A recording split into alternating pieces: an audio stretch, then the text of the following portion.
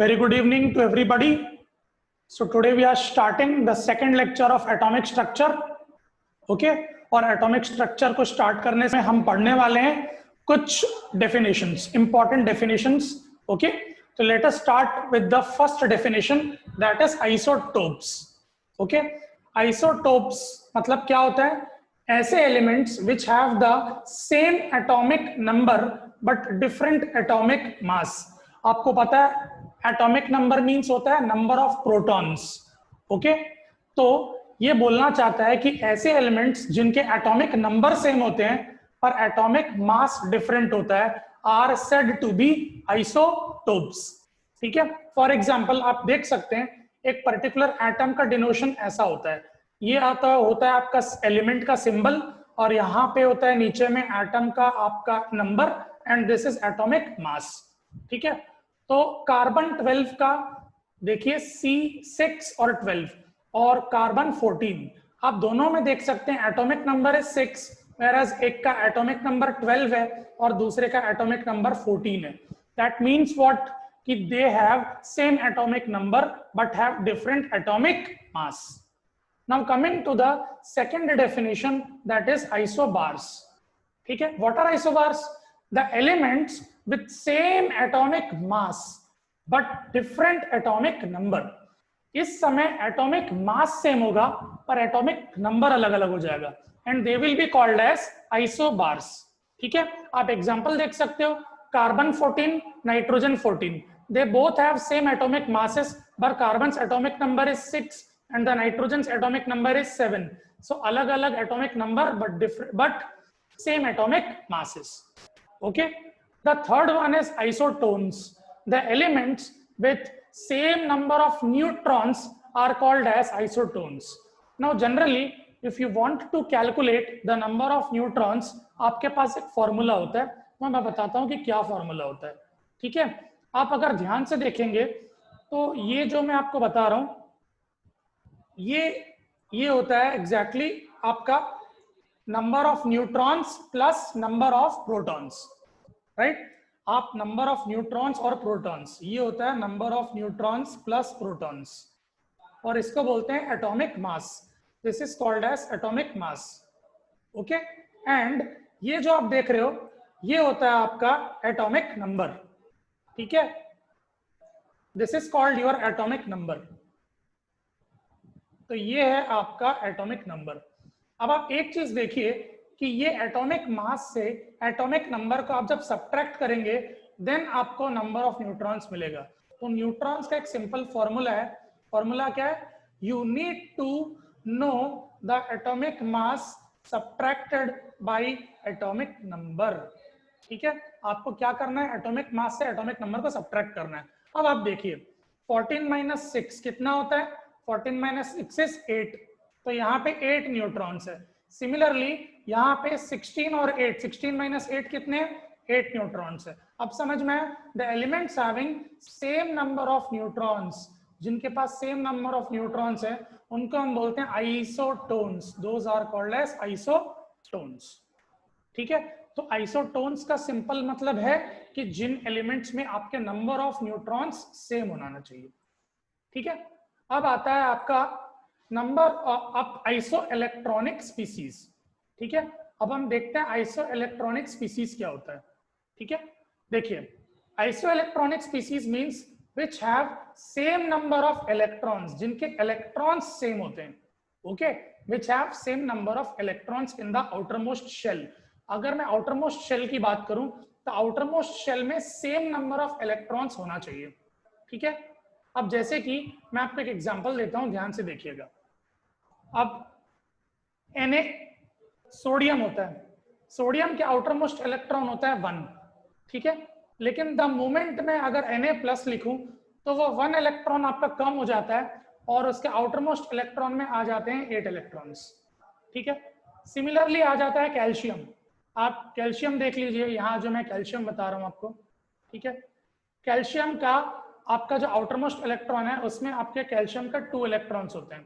पर जैसे ही आप 2 इलेक्ट्रॉन को लूज करते हो CO2 प्लस में, आप एक चीज देखेंगे कि इसका आउटरमोस्ट में 1 इलेक्ट्रॉन्स आ गया. सिमिलरली एल्यूमिनियम में भी we have 3 electrons in the outer most shell, इसलिए एल्यूमिनियम 3+ में 8 इलेक्ट्रॉन्स हो जाएंगे। इस तरीके से Na+, Ca2+, एल्यूमिनियम 3+, तीनों में आपको number of outermost electrons same मिलेंगे and they will be called as iso electronic species.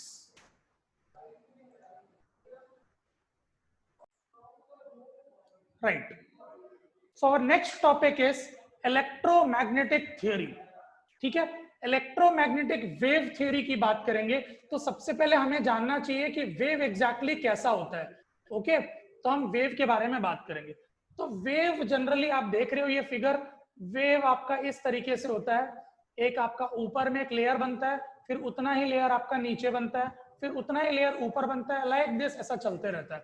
तो ये जो ऊपर वाला जो लेयर है ना, राइट, इसको हम बोलते हैं crest, this is called as crest. Okay, और जो नीचे वाला लेयर है this is called as trough. ठीक है, ओके। अब मैं आपको एक चीज इसमें ये बताता हूं कि आप जो हाइट ऑफ वेव देख रहे हो, दिस इज द हाइट जो मैं बना रहा हूं, ये देखो, this is the height of wave.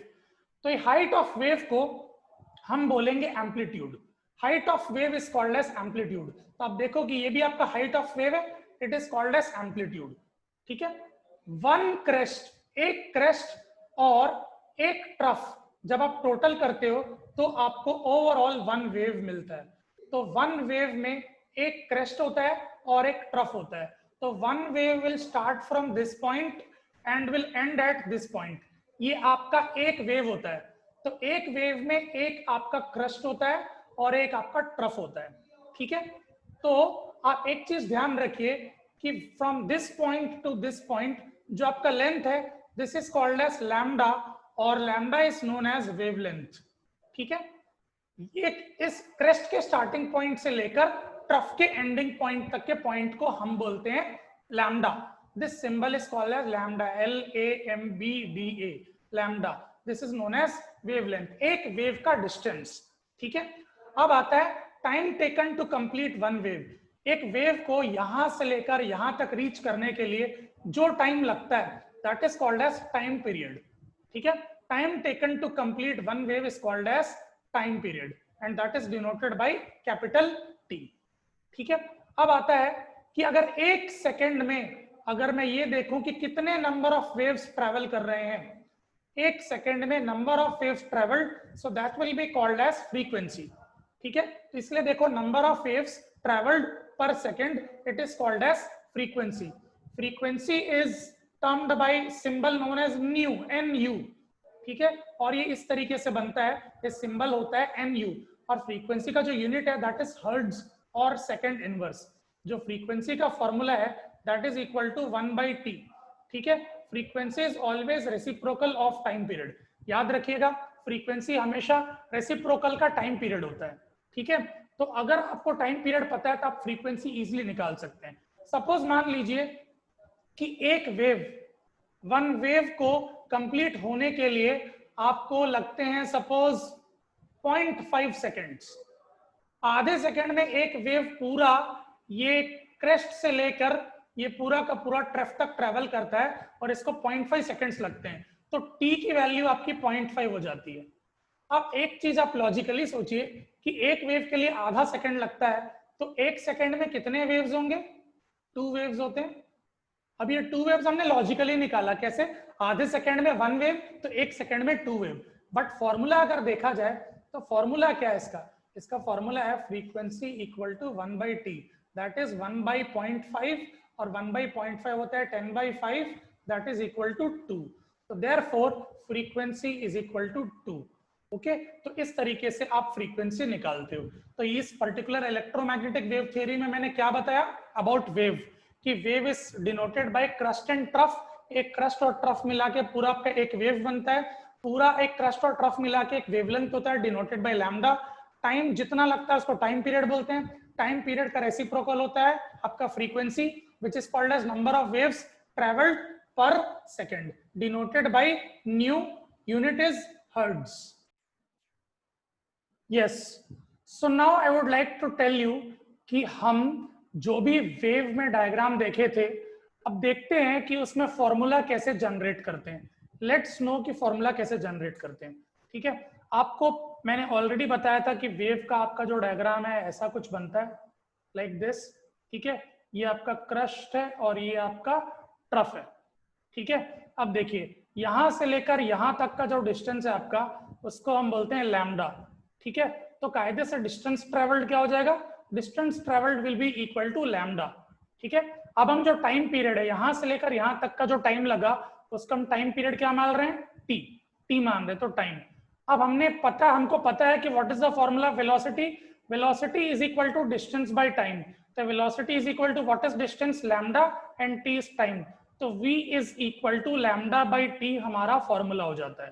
ठीक है, तो वेलोसिटी निकालना है तो वेवलेंथ डिवाइडेड बाय टाइम, ये आपको वेलोसिटी ऑफ वेव मिलेगा। ठीक है, so if you want to calculate the velocity of wave, v will be equal to जो आपका वेवलेंथ है that will be divided by time. अब आपको एक चीज पता है कि 1 बाय टाइम आपका फ्रीक्वेंसी के बराबर होता है, तो मैं क्या करूंगा, v is equal to lambda into 1 by time को अलग लिखूंगा, और ये 1 बाई टी के जगह पे स्ट्रेट अवे में क्या लिखूंगा, फ्रीक्वेंसी लिखूंगा, दैट इज न्यू। तो v is equal to lambda nu. तो velocity is equal to lambda nu भी हो सकता है। तो वेलोसिटी का formula in terms of frequency and velocity of formula in terms of time period and amplitude मिल गया। ठीक है, तो व्हेनेवर आपको वेलोसिटी चाहिए तो आपको एक चीज जरूर चाहिए कि आपको एम्पलीट्यूड जरूर पता होना चाहिए, और टाइम पीरियड या फ्रीक्वेंसी में कोई एक क्वांटिटी पता होना चाहिए, जिससे हम वेलोसिटी ऑफ वेव को इजीली कैलकुलेट कर सकते हैं या डिटरमाइन कर सकते हैं। The next topic which we are going to study is Maxwell's postulate for electromagnetic wave theory.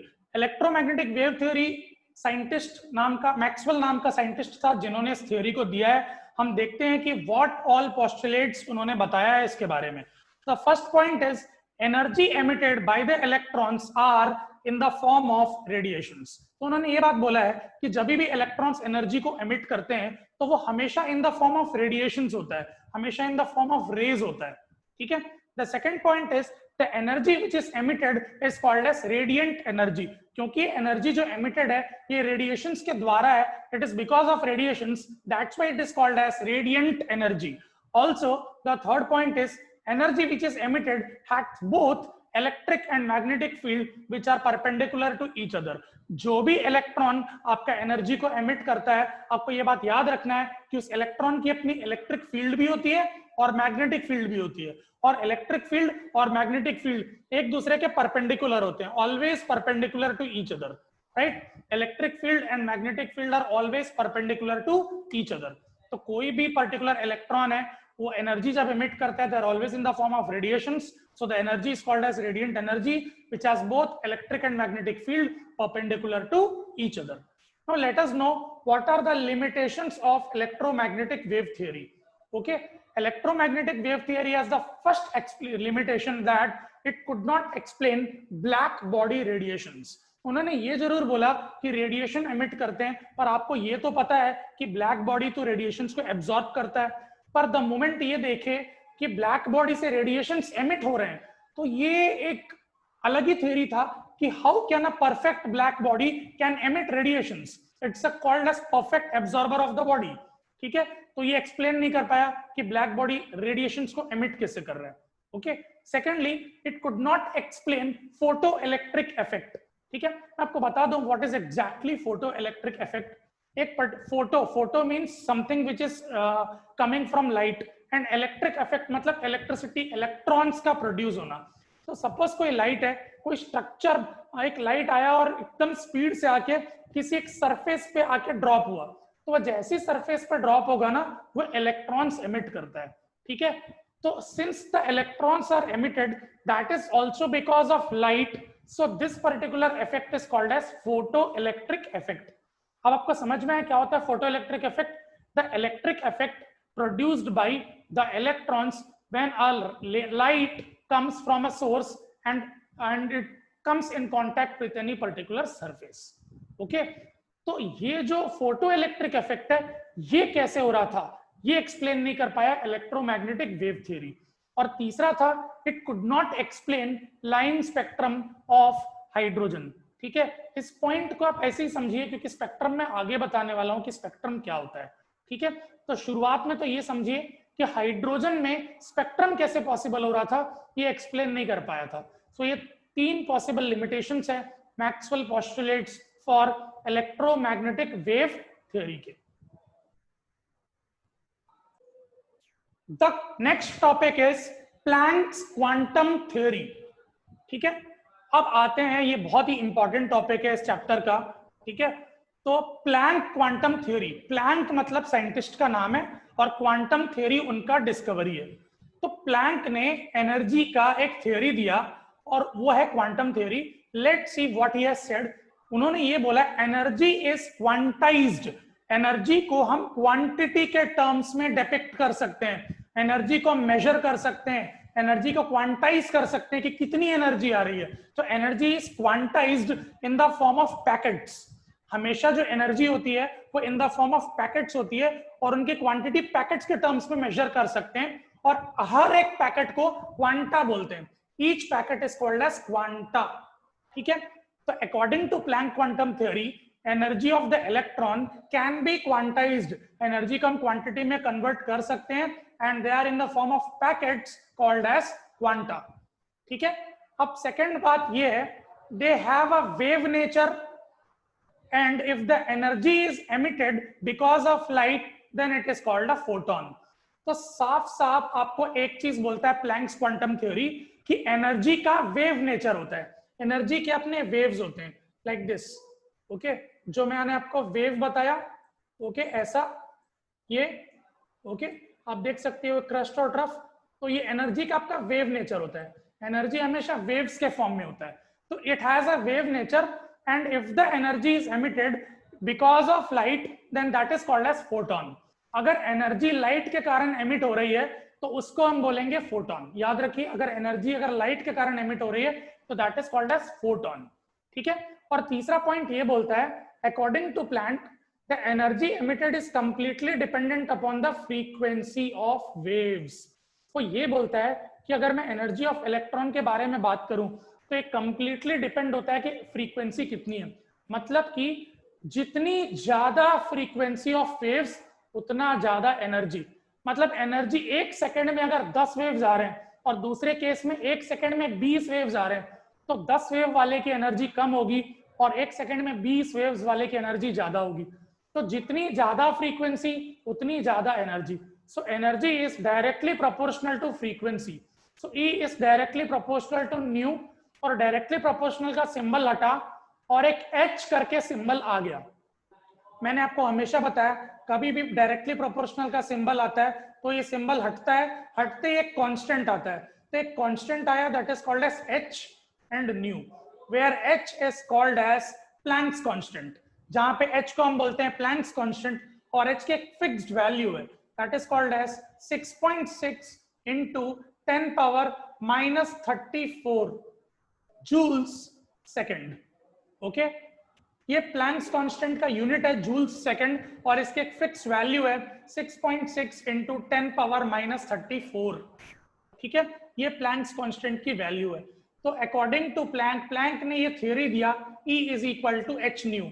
मतलब एनर्जी आपका कंप्लीटली डिपेंड होता है फ्रीक्वेंसी पे और E is directly proportional to frequency. This was Planck's quantum theory.